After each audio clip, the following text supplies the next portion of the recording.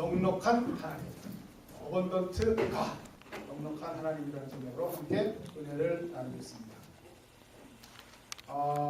예수님께서 이 땅에 오셨을 때 많은 사람들이 놀래죠. 예수님에 대한 반응은 다 놀라잖아요. 첫 번째, 예수님께서 병을 치유하실 때 사람들이 와 그러죠.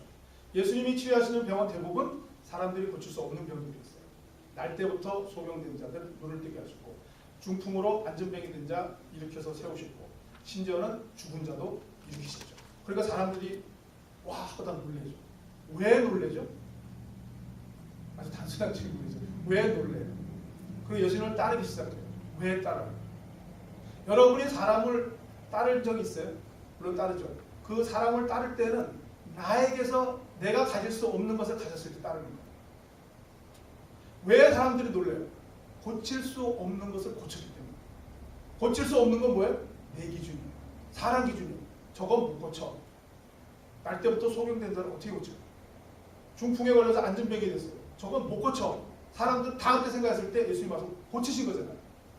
그러니까 사람들이 자기의 생각을 뛰어넘는 그 세계에 빠져드는 거예요. 그러니까 따를 수밖에 없는 거예요. 그래서 예수님이 오셔서 기적도 일으키시잖아요. 얼마나 사람들이 많이 따랐는지 5,000명 남자만 왔었잖아요. 그래갖고 그분들에게 다 설교하시고 나서 배가 고플 때 먹을 것을 주라고 했을 때 그 5,000명과 12제자와 예수님을 포함해서 그곳에 있는 식량은 오직 보리떡 5개와 물고기 2마리밖에 없었죠. 근데 그것을 가지고 다 먹이시잖아요. 다 먹이시고도 12광줄에 남았다는 얘기를 들죠. 그런 기적을 일으킬 때 사람들이 따를 수밖에 없는 거예요. 왜요? 있을 수 없는 일이라는 거죠. 있을 수 없는 일이 뭐예요? 내 생각으로 있을 수 없는 거예요. 세상의 상식으로 있을 수 없는 일이 일어난 거예요. 그러니까 그 세계로 전부 다 가보고 싶어 하는 거예요. 그러니까 막 따르기 시작합니다. 예수님께서 십자가에 잡히시기 날 전날 밤에 최후의 만찬을 하시잖아요. 그 레오나르도 다빈치의 그 그림이 있잖아요. 그 만찬을 하실 때 식사하시다가 말고 뭘 하세요? 발을 씻기시잖아요. 그때 베드로의 반응이 어땠어요? 절대 못 씻기신다고 했잖아요. 왜 그래요? 저도 주일학교 그 선생님 할 때 아이들 발을 한번 씻겨봤어요. 아이들 발을 자신있게 나한테 내미는 애가 한 명도 없더라고요. 자꾸 오므려요. 최소한 오므리지 않는 애는 발가락도 씻길 때 오므려져 있더라고요. 왜 그럴까요? 예수님이 발을 씻길 때 베드로가 절대 못 씻긴다고 했을 때 왜 그래요? 놀란 거죠. 어떻게 이럴 수가 있어요? 선생님이 제자의 발을 씻기다니. 그 전에 그런 일이 없었던 거예요. 놀라운 거죠. 십자가에 박히셨어요. 다 도망갔어요. 왜 도망갔어요? 놀란 거죠. 우리 선생님이 왕이 될 줄 알았는데, 정치적인 힘을 가지고 군사적인 힘을 가지고 왕이 될 줄 알았는데 그냥 죄인들처럼 십자가에 매달렸으니까 자기들 생각과 전혀 다른 결과가 나온 거예요. 부활할 때 왜 기뻐했어요? 아니 왜 갑자기 놀랐어요? 쇼킹했잖아요. 죽은 자가 살아날 수가 없었던 거잖아요. 그러니까 자기들 생각과 자기들의 상상과 자기들의 모든 가치관을 아무리 동원해도 있을 수 없는 일이 벌어진 거잖아요. 그러니까 다들 쇼킹한 거예요. 마지막으로 성령 충만했을 때 다 튀어나갔어요. 자기들이 지금까지 하던 전혀 다른 행동을 했단 말이에요. 왜 그래요? 지금까지 이야기했던 이런 것들, 힐링, 치유되고 기적이 일어나고 그것을 목격하고 그 다음에 예수님이 발을 씻겨주시는 그런 것들의 가르침을 받고 그리고 십자가를 목격하고 부활을 경험한 이 사람들은 이제 완전히 새로운 것으로 차버린 거예요. 그게 성령 충만이에요. 지금까지의 나의 모든 생각과 나의 기존 상식이 다 엎어지고 그동안에 예수님께서 보여주셨던 그 3년간의 결실, 그 모든 십자가와 부활과 모든 것이 종합된 그 결실이 그 안으로 밀려 들어온 것이 성령 충만입니다. 그러니까 이 제자들은 전부 다 다른 사람이 되어버린 거예요. 지금까지와 전혀 다른 사람이 되어버린 거예요. 전혀 새로운 거예요. 오늘 읽은 말씀은 어떤 내용이냐면 이 다윗은 지금 계속 쫓기면서 계속 파격적인 일들을 몇 가지 계속 해나가는 거 봤죠. 죽인 자를 사울을 죽일 수 있는 기회가 있음에도 불구하고 살렸다 그랬죠. 2번이나 그래요. 요 오늘 이야기 바로 앞에 보면 이것도 참 신기해요. 그 3,000명인가 있는 사람들이 야영을 해요. 사울이 맨 가운데 딱 야영을 해요. 그런데 그 곳을 파고 들어요. 그래서 사울 머리맡에까지 가요. 근데 죽이지 않고 나온단 말이에요. 그러고 나서 나중에는 그 사울에게 그걸 또 알려요. 보세요. 여기 당신이 갖고 있는 물병하고 창이 여기 있잖아요. 내가 죽일 수 있었음에도 안 죽여요. 하는 그런 파격이 일어나죠.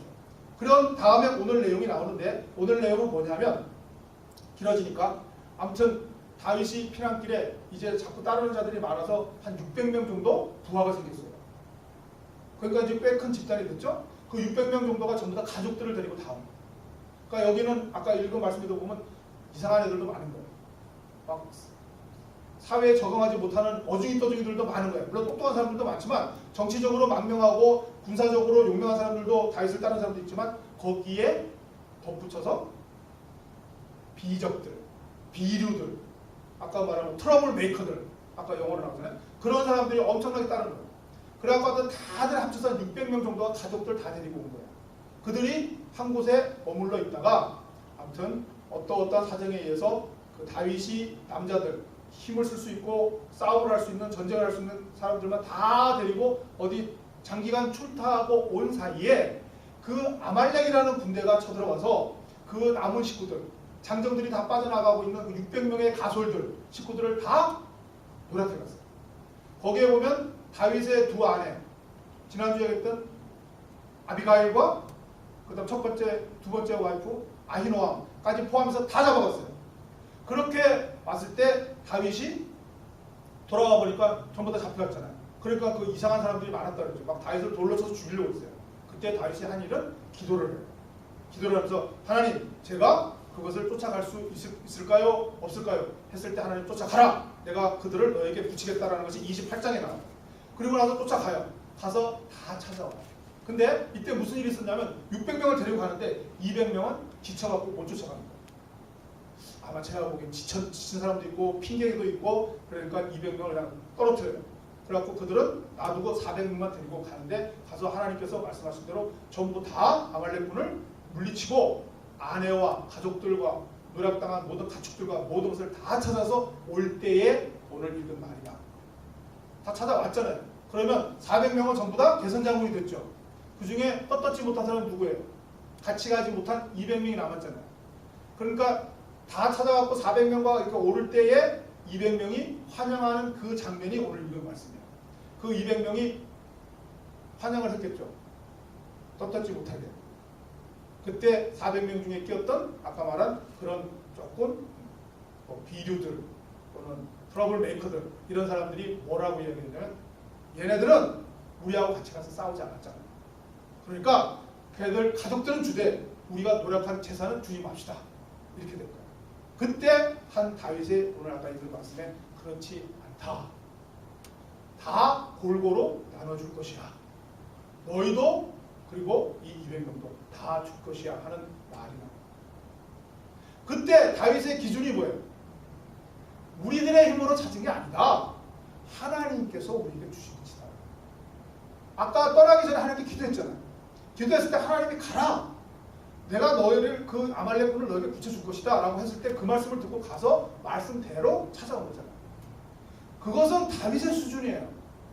나머지 400명은 그 수준이 안 된 거예요. 자기들이 잘 싸워서 그거 이겨갖고 다 찾아온 줄 알아요. 그러니까 그들은 200명 주지 말자고 해요. 이 찌질이들, 겁쟁이들, 이 배신자들 안 주자. 근데 다윗은 하나님께서 주신 것이니까 다 줬다 라고 하면서 오늘 마지막 말이 멋있죠. 25절 그날부터 다윗이 이것으로 이스라엘의 율례와 규례를 삼았더니 오늘까지 이르니라. 다윗의 법이 된 거예요. 이때부터 다윗이 세우는 유다 왕국 그리고 이스라엘 전체의 법은 이렇게 공평하게 나눠주는 거예요. 그게 다윗이 했던 파괴예요. 보통 사람들하고 다르단 말이에요. 근데 그 보통 사람과 다른 이런 다윗이 우리가 지금까지 계속 다윗에 대해서 해나가고 있잖아요. 다윗이 그렇게 해나가는 것을 보면 다윗은 좀 파격적으로 해나가잖아요. 사울을 살리기도 하고. 왜냐하면 옆에 부하들이 꼭 같이 가요. 그래갖고 부하들은 죽이세요 그럴 때 꼭 살려요. 2번이나 그러잖아요. 그리고 오늘도 보면 옆에 사람들이 말하는 게 의당 맞잖아요. 근데 절대 그렇지 않고 그것을 파격적으로 다 골고루 나눠줘요. 반면에 항상 비교되는 게 사울이에요. 제가 조금 이제 이번 주에 이제 한 수요일 정도 되면 사울이 죽어요. 이제. 사울이 죽어요. 드디어 이제 사무엘상이 끝나면 사울이 죽음으로 사무엘상이 끝나거든요. 사무엘이 죽기 직전에 무슨 일이 있었냐면 블레셋 대군이 쳐들어요. 그래서 이제 사울로 보면 마지막 전쟁이 되는 거예요. 그러니까 사울이 위기를 느낀 거예요. 그래서 그때 다급하니까 누굴 찾냐면 하나님을 찾아야 되는데 하나님을 찾을 길이 없잖아요. 이 사람이 하나님을 믿지 않고 다들 제해버린 거예요. 그러니까 누굴 불러요? 무당을 불러요. 신접한 여인을 무당을 부르는데 무당도 없어요. 그래갖고 겨우 부하들 시켜서 한 명을 찾아서 그 무당에게 가서 부탁을 합니다. 명령을 합니다. 혼을 불러내라. 누굴 불러내? 사무엘의 혼을 불러내. 사무엘이 이미 돌아가셨잖아요. 그때 사무엘이 오셔갖고 이야기를 해요. 너 왜 나를 부르는 거야? 그때 제가 너무 마음이 급한데 이제 어디 부를 데가 없으니까 할 수 없이 그래도 자기의 후견인이었잖아요. 제일 그래도 자기가 사랑했던 사무엘이니까 선지자님을 불렀습니다. 그랬을 때 하나님의 말씀을 그대로 전해요. 내일 너와 너의 가족들이 다 죽을 거예요. 그리고 그 순간 사울이 혼절을 해요. 그 이야기가 나와요. 근데 그 내용이 30장과 31장에 나오는데 그 내용을 볼 때 굉장히 독특한 이야기가 하나 나오는데 그 사울이 무당을 찾을 때 무당을 찾을 수가 없다고 그랬어요. 왜 찾지 못한지 아세요? 사울이 다 없앴다고 했어요. 신기하죠. 사울이 그 무당을 다 없앴다고 해요. 그리고 나서 다시 찾는 거예요. 그러니까 하나님을 따르는 거예요. 하나님은 몰랐던 사람이 아니라니까요. 그래서 하나님의 명령에 순종하고 아마 사무엘의 그 명령에 순종해서 신접한 자들 다 없앴을 거예요. 잘했는데 결국은 찾잖아요. 무당을 찾는 거예요. 그게 사울의 계속되는 대풀이에요.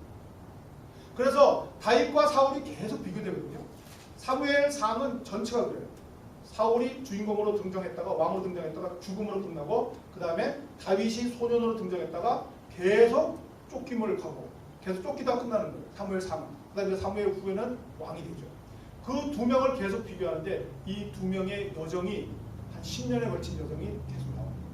그때 이 10년의 여정을 쭉 살피면서 정리를 해보면 다윗은 끊임없이 파격적인 행보를 해나가요.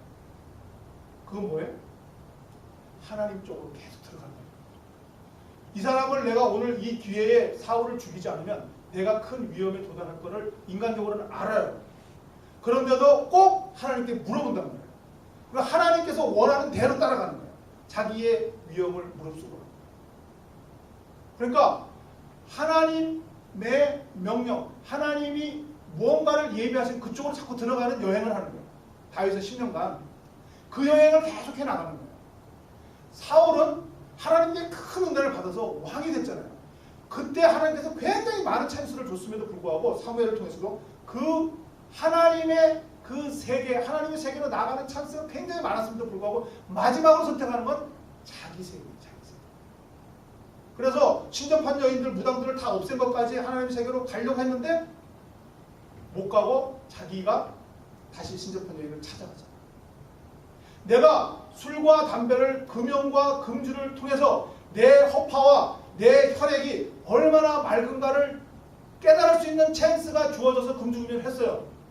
제 친구 중에 하나 3년 동안 금연을 하는 게 있어요. 그래갖고서 너무 좋다 너무 좋다 이렇게 숨쉬기가 편하고 이렇게 공기가 깨끗한 줄 몰랐다고 맨날 고백하는 친구가 있는데 갑자기 볼링을 치러 닦아갖고 거의 다 이긴 엎어쓰기에서 막판에 치는 바람에 갑자기 무의식 중에 옆에서 담배 한 대를 탁 물더니 3년간 금연이 끝난 거예요. 그 세계를 알면도 불구하고 다시 피는 거예요. 그리고 나서 얘는 계속 펴요. 마찬가지로 이 사울도 그 하나님의 세계로 갈 수 있는 세계가 기회가 많았음에도 불구하고 결국은 자기 안에 갇혀버려요. 그래서 10년은 하나님 세계로 갈 수 있음에도 불구하고 자기에게 갇혀서 간 10년. 그러다 결국 죽음으로 자기 그 큰아들 그 똑똑한 대단한 요나단까지도 같이 죽음으로 돌아가는 사울의 일생과 다윗은 약한 자지만 자꾸만 뭔가를 자꾸 하나님의 뜻에 따라서 하나님의 그 세계로 자꾸만 트라이하면서 나아가는 그 여정이 지금 우리의 사무엘상을 이끌어가고 있는 거예요. 호세아서에 보면 4장 6절에 내 백성이 지식이 없으므로 망하는구나. 내가 지식을 버렸으니 나도 너를 버려 내 제사장이 되지 못하게 할 것이요 내가 내 하나님의 율법을 잊었으니 나도 내 자녀들을 잊어버리라. 사울에게 딱 맞는 말이에요. 내 백성이 지식이 없으므로. 무슨 지식이요? 하나님을 아는 지식이 없어요. 하나님에 대한 지식이 없어요. 나중에 그 사무엘이 나타나서 그 아까 그 신접한 여인이 무당이 불러내잖아요. 불러냈을 때 사무엘이 나타나서 너는 하나님께서 너를 내일 죽일 거야. 그렇게 했을 때 이유가 뭔지 아세요? 그거는 28장 18절에 내가 여호와의 목소리를 순종치 아니하고 그의 진노를 아말렉에게 쏟지 아니하였습니다.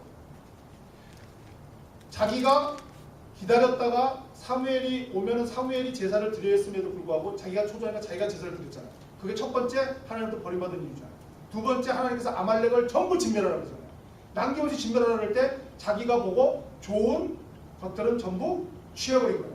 그리고 몇 마리를 남겨놓고 99%를 진멸하고 1%를 남겨놨을 때 하나님께서 말씀하시기를 하나님의 진노를 아말렉에게 쏟지 아니하였으므로 이렇게 됩니다. 이게 사울이 하나님으로부터 버림받은 이유거든요. 그건 뭐죠? 지식이 없는 거예요. 하나님을 아는 지식이 없는 거예요. 하나님이 어떤 분이라는 것을 알지를 못하는 거예요. 그 아말렉을 살려놨으니까 이 다윗한테도 아말렉은 두고두고 괴롭히거든요. 이 하나님을 아는 지식이 없으므로 사울은 망하는 거예요. 물론 사울 적용을 하면 그렇지만 하나님의 그 전체 성경에 이런 거예요. 그래서 이것이 계속 되풀이 돼요. 깨닫지 못하는 백성은 망하리라. People without understanding. 그들의 행위가 그들로 자기 하나님에게 돌아가지 못하게 하나니 이는 음란한 마음이 그 속에 있어 여호와를 알지 못하는 까닭이라. 하나님을 알지 못하고 하나님을 이해하지 못하고 하나님을 아는 지식이 없는 백성이 망한다고 성경은 계속 이야기를 하는 거예요. 그 사울이 그 예예요. 다윗은 그것을 계속 알아가는 거예요.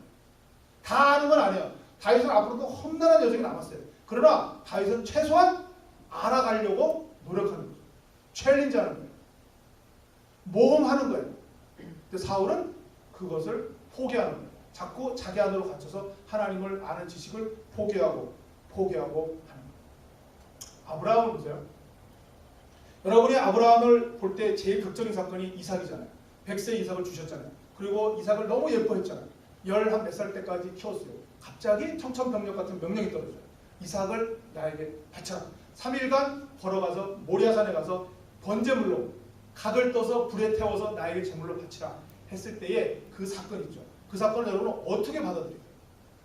흔히들 그것을 믿음의 시험이라고 해요. 테스트라고 해요. 제가 보기엔 그렇게 보면 잘못 보는 거예요. 그건 하나님의 인비테이션이에요. 하나님의 인바이트라고. 초청이에요. 무슨 초청이에요? 하나님의 세계로의 초청이에요. 그 이삭을 귀여워하고, 물론 그때까지도 대단한 아브라함이었죠. 100세까지 기다렸고 100세의 이삭을 얻었고 수많은 시행착오 끝에 이삭을 얻었을 때 대단한 믿음의 수준에 올라섰어요. 하나님께서 25년 동안 75세에 불러서 25년 동안 100세 때까지 수많은 절차를 거쳐서 다윗을 아브라함을 이만한 수준으로 만들어놨어요. 그리고 나서 하나님께서 그 다음 단계로 하나님의 세계로 초청하기 위해서 이삭을 바치라고 합니다. 가장 아끼고 가장 취약한 그 점을 때린 거예요. 그리고 그것을 통해서 하나님의 세계가 얼마나 크고 풍성하고 넉넉한 것인가를 깨닫게 하려고 하는 그것은 초대장이었어요. 노아를 본 아이들이 지난주에 본 아이들은 어떻게 얘기했는지 모르겠는데 노아 그 영화는 사실은 우리가 이렇게 여기에서 강대상에서 떠들 이유는 없는 거예요. 왜냐하면 그 감독의 작품이잖아요. 감독이 각색한 거라고요. 성경의 스토리를 그대로 한 건 아니에요. 성경의 스토리를 기초로 해서 감독과 뭐 스토리텔러 작가들이 있겠죠. 그들이 만든 거지만 마지막 장면이 보면 무지개가 성경에는 제가 보기에는 이렇게 무지개가 이렇게 떠 있으면 좋겠는데 거기는 무지개가 막 수십 번을 뜨더라고요. 막 터더라고요. 그래서 제가 그걸 보고 뭘 느낀지 아세요? 퀴즈 프로에 들어가서 퀴즈에 가서 탁 퀴즈 맞춰갖고 정답 맞히면 반짝반짝 하잖아요. 반짝반짝해서 맞았다 그러는 것처럼 그 하나님께서 노아가 마지막에 깨닫잖아요. 마지막에 깨달아갖고 드디어 깨달아서 그 셈이 낳은 두 쌍둥이 딸에게 그 축복을 하잖아요. 그때 하나님께서 무지개를 막 띄우시잖아요. Right answer. 정답하면서 전광판 뒤에서 막 하듯이 무지개가 뭐하고 퍼지잖아요. 그런 것처럼 하나님이 초청하는 겁니다. 노아의 사건을 하나님의 심판으로 보고 테스트라 보면 저는 잘못 본다고 봐요. 왜냐하면 성경 전체하고 안 맞아요. 그 노아의 사건을 하나님께서 그것은 하나님의 세계를 초청을 합니다. 하나님의 넉넉함으로 초청을 합니다. 물론 거기에 대해서 이야기하면 여러 가지 논란이 있지만 아무튼 아브라함의 이삭을 바치려고 하는 사건은 그렇게 하나님이 갖고 계신 넉넉한 세계를 아직도 아브라함이 도달하지 못하니까 하나님께서 그 아브라함을 도달시키기 위해서 그곳으로 초청한다는 그 초청장으로 봐야 됩니다. 그래서 지금도 다윗은 계속 하나님께서 그 세계로 초청해 나가는 거예요. 기름을 부은 다음에 골리앗을 이긴 다음에 고난을 주는 이유가 하나님께서 당신의 세계로 그 풍성한 세계로 넉넉한 세계로 다윗을 계속 넓혀주기 위해서 인도해 나가신 거죠. 사울은 그거를 몰랐던 거예요. 하나님께서 그 풍성하고 넉넉한 세계로 자꾸 인도하려고 그러는데 사울은 당신의 그 자리에 왕의 그 자리에 그 왕으로 누릴 수 있는 그 지위와 어떤 부귀영화가 거기에 멈춰 있는 거예요. 그러다가 결국 모든 것이 끝내게 됩니다. 그래서 하나님께서는 이 천지를 만드실 때 넉넉함으로 만드신 거예요. 풍성함으로 만드신 거예요. 그리고 우리의 죄악에도 불구하고 우리가 선악과를 따먹고 우리가 그 노아에서 보면 그거는 제대로 본 것 같아요. 노아 자신이 그 영화에서 노아 자신이 나까지도 죽어야 된다고 그랬잖아요. 나와 너희 세 아들이 마지막 인류다. 왜냐하면 우리 인류는 살 수 없을 정도로 너무 끔찍한 죄악이고 정말 우리는 살 가치가 없는 존재다라고 이야기하다가 나중에 이제 그 하나님의 진정한 뜻이 그게 아닌 것을 깨닫지만 그것처럼 너무나 이 죄악 속에 그 멸망받을 수밖에 없는 그 세상 속에 우리들의 존재에 불과하지만 하나님께서는 그것을 통해서 또 다른 세계와 넉넉함을 보여주시기 위해서 모든 것을 이끌어 가시는 거죠. 그래서 우리가 이 세상을 살아가는 이곳은 여러분이 아침에 일어났을 때 호흡하는 이 공기와 또는 비가 오고 눈이 오고 바람이 불고 오늘과 같이 화창한 날씨와 이 모든 것은 하나님께서 넉넉함으로 사랑하심으로 창조하신 거예요. 그리고 지금도 여러분의 인생을 책 한 권에 다 쓰셨다는 것 같이 지금도 살아계셔서 여러분의 인생을 주관하고 계세요. 여러분이 지금 여기 우연히 앉아있다고 생각하세요. 하나님께서 우리를 이곳까지 인도하셨고 지금의 모든 것을 하나님께서 인도하신 것을 믿는 자들이 여기서 예배드리는 거예요. 그 하나님. 근데 우리가 그 하나님을 어떻게 알아요? 넉넉하신 하나님, 풍성하신 하나님, 사랑이 많으신 하나님으로 우리는 믿고 그 하나님께서 여러분을 역사하신다고 믿는 거죠. 그래서 지금도 이 하나님께서 이 온 세계를 주관하시고 우리의 인생을 주관하시는 넉넉함의 기준으로 다윗을 이끌어 가듯이 그 기준으로 인도하시는 거라고 저는 믿고 이 설교를 준비하다가 그러면 내가 과연 이것을 증명할 수 있겠느냐, 우리 성도들에게 증명할 수 있겠느냐 해서 신문을 하나 무작위로 딱 폈어요. 제가 자꾸 고백하지만 저는 신문을 정기구독하지 않고 가끔 팔팍에 나가면 하나 사와요. 그리고 우리 장인 어른을 방문하면 저를 위해서 신문을 이만큼 뭉쳐놨다가 하나씩 주는 게 있어요. 그럼 다 읽지는 못하고 있는데 제가 사온 게 4월 1일자네요. 이거 되게 많은 줄 거네. 근데 진짜예요. 근데 그냥 무작위 뽑았어요. 그러면 이거 한번 보자고요. 과연 하나님께서 이 세상을 그렇게 풍성함과 넉넉함으로 만드셨다 그러는데 정말 그럴까? 보세요. 북한에서 한국 우리 그 영토로 100발을 쐈대요. 근데 우리는 300발로 대갚았대요. 이게 교전 수칙이래요. 3배로 갚아주는 게 교전 수칙으로 바뀌었다 그러는데. 근데 여러분 지금 우리가 그러면 300발을 넘어 쟤네들은 900발 쏠 수 있을 것 같아요? 못 쏴요.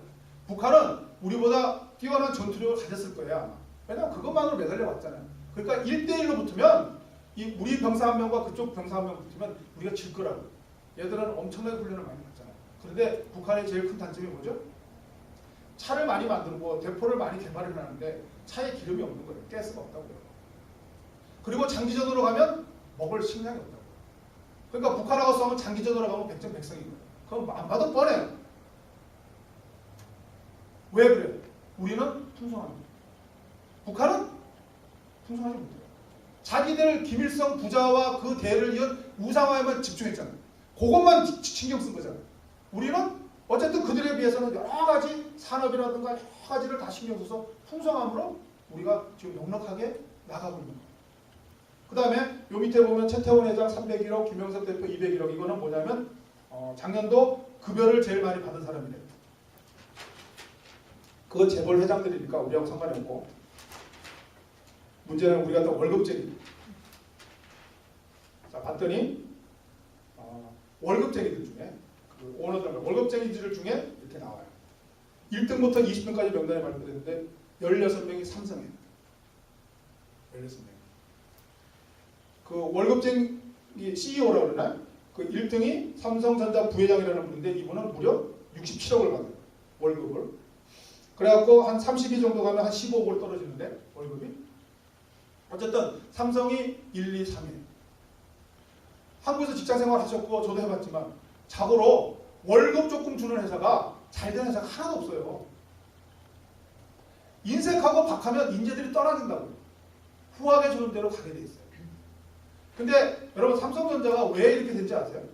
저희가 다닐 때만 해도 삼성전자가 이렇게 압도적 1위는 안 했어요. 물론 1위였지만 압도적 1위는 안 했어요. 세계적인 업종을 이렇게 올라서지 못했어요. 제가 아는 한 이렇게 된 이유는 간단하게 해서 기초가 튼튼합니다. 지금 회장과 그 선대 회장이 잘 모르지만 그 선대 회장은 정말 인재를 중요시했거든요. 그리고 많은 인재를 위해서 투자를 했어요. 그래서 해외에 있는 인재도 이 삼성이 제일 많이 유치를 했고, 그리고 자체 내에서도 아마 많은 돈을 들여서 인재를 육성한 걸 알고 있어요. 다른 업체보다 훨씬 많이. 그게 인재 비스가. 그게 인재 비스가. 제가 아는 선배, 우리 중학교 선배 중에 굉장히 똑똑한 선배 하나 있거든요. 그분은 그 IT 업계 선구자예요. 그분이 여기 빌 게이츠도 그분을 언급했던 적이 있어요. 그분이 어디죠? 실리콘밸리에서 일하실 때 2주는 한국에 있고 2주는 실리콘밸리로 오고 왔다 갔다 하셨던 분, 똑똑하신 분이 있어요. 그분이 만든 프로그램도 있는데 그 빌 게이츠가 두려워할 정도의 인물이었어요. 그분이 하여튼 이렇게 여러 가지 길을 거치다가 얼마 전에 신문을 봤더니 삼성전자 전무로 갔더라고요. 스카우트에서 갔더라고요. 그러니까 그런 걸 스카우트 하는 거예요. 그러니까 그 전에 많은 분들을 그렇게 아마 키웠을 거라고. 그래서 그 기초가 튼튼한 거예요. 연구진이 튼튼한 거예요. 제가 보기엔 그래요. 그래서 오늘 삼성이 그건 뭐예요? 그때 사람들은 상품을 만들어서 그것을 팔고 거기에 대해서 이익을 많이 남기기 위해서 전부 다 해결이 됐던 거예요. 그때 삼성도 물론 그랬지만 그 외에 넉넉함으로 기초를 튼튼해요. 인재를 키운 거예요. 대학을 보내고 유학을 보내고 그리고 인재를 다른 사람보다 돈 많이 줘서 스카우트하고 했던 그런 넉넉함이 여기. 이 회장과 선대 회장은 하나님을 믿지 않았겠죠. 그러나 세상에 지금 돌아가는 걸 보면 세상의 법칙도 결국은 넉넉함과 풍성함을 가진 사람이 승리하게 돼 있어요. 당연하죠. 하나님이 이 세상을 만든 원리인데. 증명이 됐나요? 제 말이? 신문으로.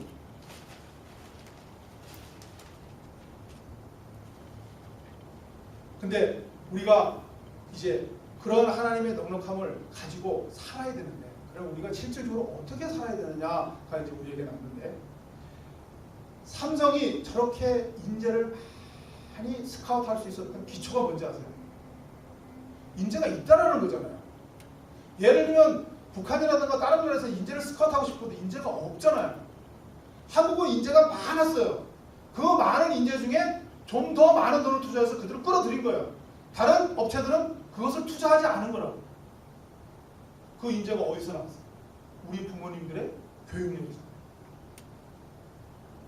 우리 부모님들의 교육열이 논 팔고 밥 팔고 우골탑이란 말 하세요? 소를 팔아갖고서 대학을 보낸, 그리고 그 소를 파는 등록금으로 세운 대학이라고 몇 개 있을걸요 아마. 그렇게 해서라도 키운 거잖아요. 자기는 못 배우고 자기는 못 먹어도 자식들은 어떻게 하든지 키우려고 모든 걸 팔고 희생하고 농 갈고 밭 갈고 허리가 휘면서까지 자녀들을 키운 그 인재들이 해외에도 가 있고 한국에도 있을 때 그것들을 삼성에서 스카우트한 거예요. 기초가 우리 부모님들의 교육열이라고. 우리의 적용이에요. 우리가 그 부모님들의 희생과 헌신을 본받는 거예요. 그게 하나님의 넉넉함. 이제는 우리 자녀들만 그렇게 하는 게 아니라 그 우리 부모님들이 자녀들에게 했던 헌신과 희생을 이제는 우리가 본받되 어디로 더 많은 곳으로 펼치는 거예요. 내 자식에게만 그런 게 아니라 내 배우자에게도, 내 형제에게도, 내 이웃에게도 그렇게 그 희생과 헌신을 펼치면 바로 하나님의 넉넉함을 본받는 거예요. 여러분은 과연 여러분에게 자녀들에게, 여러분 자녀들에게 펼치고 여러분 자녀들에게 하는 그만큼 여러분의 배우자에게 그렇게 하세요? 또는 여러분 형제에게 그렇게 하세요? 또는 여러분의 그 직장에서 그렇게 실천하세요? 다윗은 자기의 위험을 무릅쓰고 사울을 두려움에 살았어요. 그리고 그 많은 군중들의 반대에도 불구하고 하나님의 기도하고 하나님이 나눠주라면 다 나눠줬어요. 비난을 각오하고. 그러니까 하나님의 넉넉함을 그대로 실천한 거예요. 우리도 마찬가지예요. 여러분이 이곳에 앉아서 예배를 드리고 성경 공부를 하고 배우는 거, 그것을 실천해야 되잖아요. 실천해야 되죠. 예수님께서 발을 씻어주신 다음에 하신 말씀이에요. 내가 주와 또는 선생님이 되어 너희 발을 씻었으니 너희도 서로 발을 씻어주는 것이 옳으니라. 예수님께서 그렇게 제자들의 발을 씻어주신 이유는 너희들이 이렇게 받았으니 그것을 그대로 가서 실천하라는 거예요. 따르라는 거예요. 요한일서 사랑하는 자들아 우리가 서로 사랑하자. 사랑은 하나님께 속한 것이니 사랑하는 자마다 하나님으로부터 나서 하나님을 알고, 아까 호세아에 그랬죠. 이 백성이 하나님을 아는 지식이 없으므로 망하는도다. 하나님을 아는 지식은 사랑이에요. 사랑하지 아니하는 자는 하나님을 알지 못해요. 사랑하지 아니하는 자는 하나님을 알지 못하니까 하나님을 아는 지식이 없고 결국 사랑하지 않으면 망한단 말이에요. 이는 하나님은 사랑이십니다. 하나님을 아는 지식, 하나님을 아는 지식은 사랑. 우리 부모님이 우리 자녀들에게 당신의 모든 것을 희생해서 교육을 시키듯이 이제 여러분은 여러분의 모든 것을 희생해서 여러분의 배우자를 사랑합니다. 여러분의 형제를 사랑합니다. 여러분의 이웃을 사랑합니다. 여러분의 직업을 사랑합니다. 넉넉합니다. 제가 좀 자료를 찾다 보니까 민족사관학교라는 게 있죠. 한국에. 저는 이걸 조금 알아요. 왜냐하면 제가 그 고속도로 휴게소를 이렇게 많이 이렇게 담당하면서 세일즈를 했었는데 그때 그 소사 휴게소라는 데가 있었어요. 그 소사 휴게소 옆에 파스테르 우유가 있었죠. 그 파스테르 우유 최명재 회장님이라는 분이 이 학교를 세웠을 거예요. 제가 그때 다닐 때 그 학교를 막 짓고 있었어요. 근데 지금은 한국에서도 최고의 학교로 아마 꼽히고 있는 것 같아요. 근데 이 학교가 왜 이렇게 꼽힌지 아세요? 이 학교는 국내 대학을 진출을 목표로 안 해요. 한국 고등학교인데 그 국내에 있는 서울대, 연대, 고대를 목표로 하지 않는 대학, 고등학교라고. 이 학교는 외국에 있는 좋은 대학을 목표로 하는 학교예요. 그래서 여기는 들어가면 기숙사 외에는 전부 영어로 쓰고 영어로 수업하고 그래요. 그래서 여기에서 많은 아이들이 바로 다이렉트로 외국의 유수의 대학을 많이 가죠. 근데 요즘은 이제 바뀌어가고서 국내반도 있다고 그러는데 아무튼 원래 취지가 그렇다. 그러니까 저도 한국에서 고등학교 나왔지만 정말 어떻게 하면 그 고등학교 선생님들과 교장 선생님의 목표는 어떻게 하면 좋은 대학을 많이 보내서 우리 학교의 명예를 높이고 당신들의 실적을 높이는 데가 주목적이었잖아요. 그러니까 우리도 맨날 스카이 아니면 뭐 서울에 있는 서울대가 아니면 서울에 있는 대학이나 그냥 그게 목표였잖아요. 근데 모든 대한민국의 고등학교가 그쪽을 향해서 갈 때 이 민족사관학교는 그거를 버렸다. 넓힌 거예요. 그 당시 1998년인가? 그 당시에 해외로 한국의 고등학교 졸업하고 해외에 있는 외국 대학으로 바로 간다는 거 누가 생각을 했겠어요? 지금은 이 민족사관학교를 따라서 이제 바로 많은 고등학교들이 바로바로 미국 이 해외에 있는 유명 대학들로 많이 가죠. 그런 넉넉함입니다.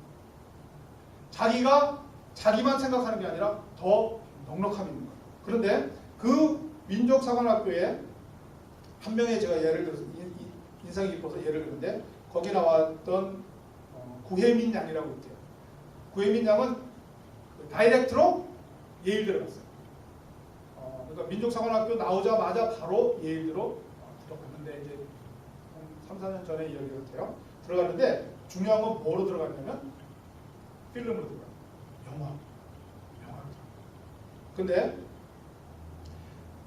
왜 제가 관심을 가졌냐면 이 여학생이 예일대에 합격되게 된 가장 큰 원인이 뭐냐면 미국에 있는 굉장히 유명한 영화 잡지사에서 시나리오 공부를 했대요. 근데 그거를 얘가 보고 그 한국에서 고등학교 3학년짜리가 그 시나리오 공모에 넣은 거예요. 그래갖고 1176편이 공모됐는데 거기서 2등으로 뽑힌 거예요. 근데 중요한 건 얘가 무슨 시나리오를 쓸 줄 아느냐 이거예요. 그래서 어떻게 시나리오를 쓸 줄 알았냐 했더니 학교 도서관에 있는 시나리오 쓰는 거에 관한 책 5권이 있더라고요. 그러니까 그거를 민족사관학교 도서관에 비치되어 있는 5권을 보고 그대로 써서 보내서 2등이 된 거예요.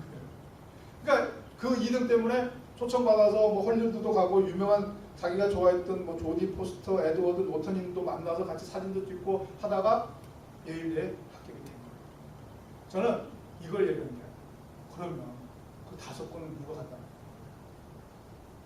상상해 가요. 제가 다니던 고등학교에 그 도서관에 시나리오, 또 영문으로 된 시나리오 쓰는 법에 대한 책 5권을 누가 갖다 놔요? 그거를 이 구양의 1학년 때 담임 선생님이 갖다 놔요. 구양은 어릴 때 그 1학년 때부터 영화가 꿈이라고 계속 밝혔대요. 그리고 선생님이 볼 때 재능이 있더래요. 그래서 얘를 어떻게든 도와줘야 되겠는데 도와줄 방법이 없잖아요. 그러니까 이 선생님이 뭐를 시작했냐면 리서치를 시작해갖고 시나리오 쓰는 법에 대해서도 갖다 놓고 영화 전문 책자도 신청해서 자기가 직접 신청해서 도서관에서 비치해놓고 해외 유수 단편 영화제 수상작들을 모아둔 DVD도 자기가 다른 데서 장기 대출해갖고 도서관에다 비치해놓고 그거 비치해놓을 때마다 이 구양이 완전히 목마른 사슴처럼 그걸 다 대출해갔다. 중요한 건 민족사관학교 전체 학생 중에 그 자료를 대출한 사람은 오직 구혜민 딱 한 명입니다. 제가 말씀드리고 싶은 거는 이 선생님입니다. 이 선생님은 그 민족사관학교